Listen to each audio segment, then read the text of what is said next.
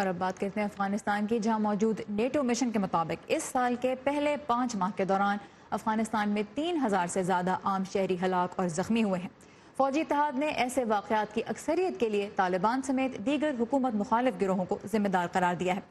लेकिन सूरत हाल पर नजर रखने वाले मकामी ग्रुपों का कहना है कि फौजी ऑपरेशन में आम शहरियों की हलाकत के वाक़यात भी बढ़ रहे हैं। इससे पहले हमने देखा कि अप्रैल में अक़वाम मुत्तहिदा की एक रिपोर्ट सामने आई जिसमें साल के पहले 3 माह के दौरान शहरी हलाकतों की अक्सरियत के लिए अफगान और गैर मुल्की अफवाज को जिम्मेदार करार दिया गया था।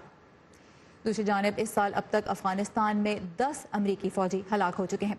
अमरीकी बरी फौज के सरबराह ने सेनेट को एक समात में बताया है कि अफगानिस्तान से कब्ल अज़ वक्त निकलना एक बड़ी गलती होगी। इस वक्त हम मजीद बात करेंगे सूरत हाल के बारे में आज के हमारे मेहमान सीनियर तज्जियाकार जनाब रहीमुल्लाह यूसुफजई से, जो पेशावर से हमारे साथ हैं। रहीमुल्लाह साहब, बहुत शुक्रिया व्यू 360 के लिए वक्त निकालने का।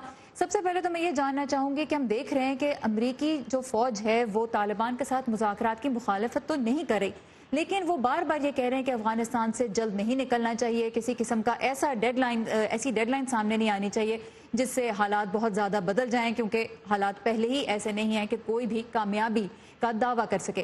तो इस तरह के जो स्टेटमेंट्स मिलिट्री की जानिब से सामने आती है, इससे मुज़ाकरात पे कैसा असर पड़ सकता है?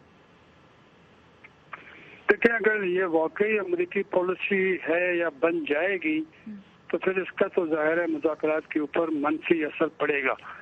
और अगर ये सिर्फ एक टैक्टिक है, तालिबान पर दबाव बढ़ाने की बात है और उनको ये बताना मकसूद है कि अगर वो मुआहदा नहीं करते, वो अफगान हुकूमत से बात नहीं करते, वो जंगबंदी पर राजी नहीं होते, तो फिर जाहिर है वो अमेरिका की अपनी शराइत होंगी, मफादात होंगे। ये जो बातचीत हो रही है पिछले तकरीबन 1 साल से, तो इसमें कोई शराइत नहीं थे। अमेरिका ने और तालिबान ने मान लिया था कि वो बगैर शर्त के बात करेंगे। तो मेरे ख्याल में अगर वही रवैया हो कि शर्त नहीं रखी जाएगी और जो भी अमेरिकी मुतालबात हैं, तालिबान मुतालबात हैं, वो बातचीत के जरिए हासिल किए जाएंगे, तो वो शायद तरीक़ाकार सही होगा।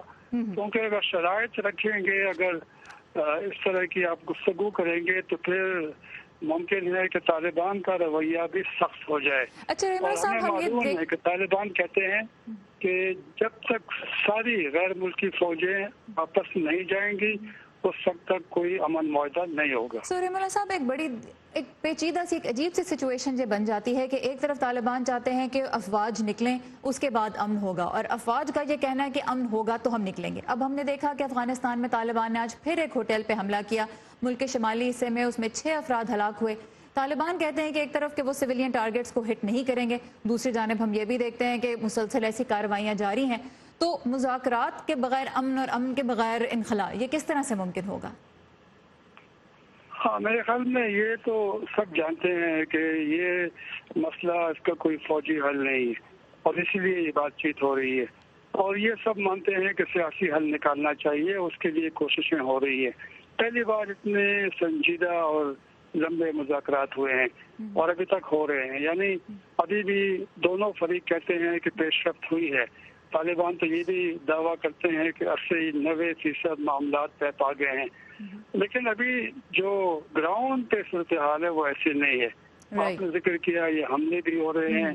तालिबान कहते तो बहुत हैं कि सिविलियंस टारगेट नहीं है, लेकिन उनके हमलों में सिविलियन भी निशाना बनते हैं और उनका नुकसान होता है। मैं मुख्तसरन आपसे ये जानना चाहूंगी रहीमुल्लाह साहब, हमने देखा है कि जी रहीमुल्लाह साहब, मैं ये बस मुख्तसरन आपसे जानना चाहूंगी, अब वज़ीर-ए-आज़म पाकिस्तान जो हैं वो अमेरिका आने वाले हैं और अभी हाल ही में अमेरिका, चीन और रूस ने सह-अफ़रीकी मुज़ाकरात किए, उसमें पाकिस्तान को भी शामिल किया।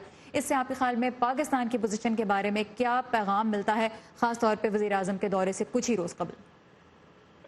मेरे ख्याल में इसका तो एक ये जाहिर हुआ कि अमेरिका और पाकिस्तान के ताल्लुकात में बेहतरी आ रही है। पाकिस्तान ताउन कर रहा है, अमेरिका मुतमईन तो पूरी तरह नहीं है, मजीद ताउन मांग रहा है, लेकिन बातचीत हो रही है, बड़ा अहम दौरा है।